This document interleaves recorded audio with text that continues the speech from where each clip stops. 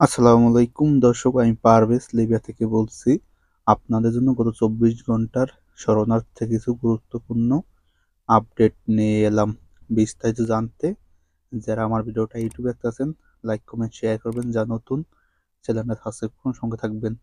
যারা ফেসবুক পেজে আছেন, লাইক কমেন্ট শেয়ার করবেন, ফলো বাটন চালু করে রাখবেন নিত্য নতুন লিবিয়া টুইটারের আপডেট পাওয়ার জন্য।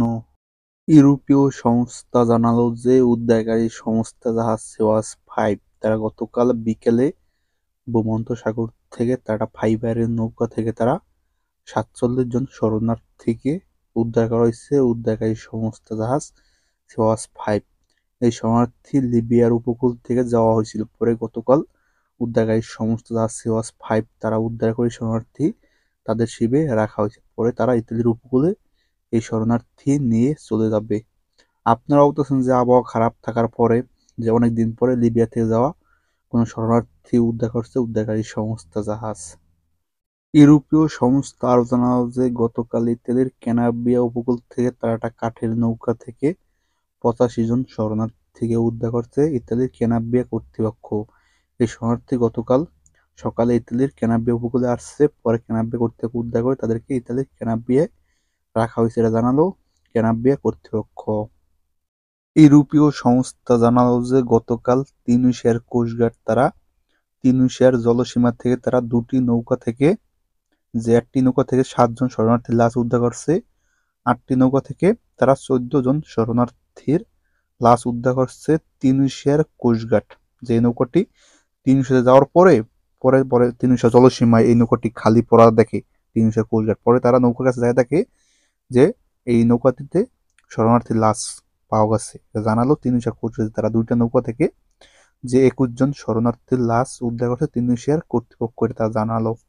ইউরোপীয় সংস্থা আরও জানালো যে উদ্ধারকারী সংস্থা জাহাজ নাদির তারা আবারও ভূমধ্যসাগরে চলে আসছে শরণার্থী উদ্ধার করার জন্য। লিবিয়া থেকে তিউনিসিয়া থেকে যে শরণার্থী যাবে সে শরণার্থী উদ্ধার করার জন্য উদ্ধারকারী সংস্থা জাহাজ নাদির তারা গতকাল ভূমধ্যসাগরে চলে আসছে শরণার্থী উদ্ধার করার জন্য।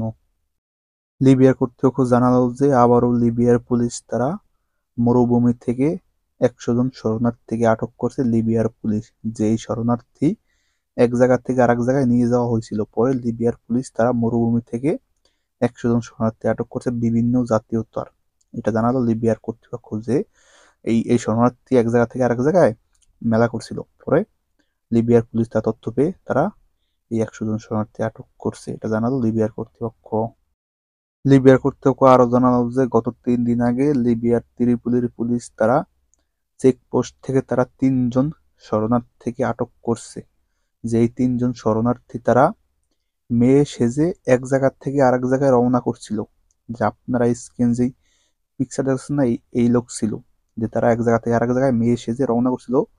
পরে লিবিয়ার পুলিশ তারা সন্দেহ করে তারা এই 3 জন নাগরিককে তারা আটক করছে। এখন কোন জাতীয়তার ছিল এটা এখনো প্রকাশ করা হয় নাই। যে তারা 3 জন শরণার্থীকে আটক করছে চেকপোস্ট থেকে, যে তারা সন্দেহ করে পরে তারা চেক করে দেখে এটা মেয়ে না এটা পুরুষ। এখন বর্তমানে অবৈধ কাজ করার জন্য কত কৌশল খাটায়।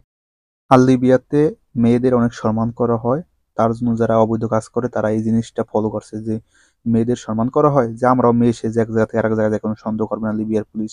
আর লিবিয়ার পুলিশ তারা এই 3 জন নাগরিককে আটক করে তারা অবাক হয়ে গেছে যে তারা মেকআপ করে তারা এক জায়গা থেকে আরেক জায়গায় মেয়ে সেজে রওনা দিচ্ছে। পরে তাদেরকে আটক করে লিবিয়ার জেলে পাঠানো হয়েছে, এটা জানালো লিবিয়ার কর্তৃপক্ষ। লিবিয়ার কর্তৃপক্ষ আরো জানালো যে লিবিয়ার কর্তৃপক্ষ তারা গতকাল 126 জন মিশরীয় নাগরিককে তাদেরকে মিশরে ফেরত পাঠানো হয়েছে। লিবিয়ার অনেক জেল থেকে তারা 126 জন মিশরীয় নাগরিককে তাদের নিজ দেশে পাঠানো হয়েছে, এটা জানালো লিবিয়ার কর্তৃপক্ষ। আজকে আবার আপনাদের কিছু কমেন্টে রিপ্লাই নিলাম। অনেকে জানতে চান যে এখন বর্তমানে লিবিয়ার পরিস্থিতি কেমন, লিবিয়ার আবহাওয়া কেমন। এটা আপনাদের দেশে বলে আপনারা এই স্ক্যান যে পিকচার দেখছেন এটা হলো লিবিয়ার আবহাওয়া 27 তারিখ থেকে 2 তারিখ পর্যন্ত। এটা লিবিয়ার আবহাওয়া গত 6 দিনের আবহাওয়া। যে এখন বর্তমানে যে আবহাওয়া বেশি এটা ভালো না, যে কি বলবো অনেক বাতাস, পরে হলো বৃষ্টি তো হয় না, অনেক বাতাস থাকে, তার জন্য এখন বর্তমানে লিবিয়ার আবহাওয়া ভালো না। আশা করি সামনে ভালো হবে।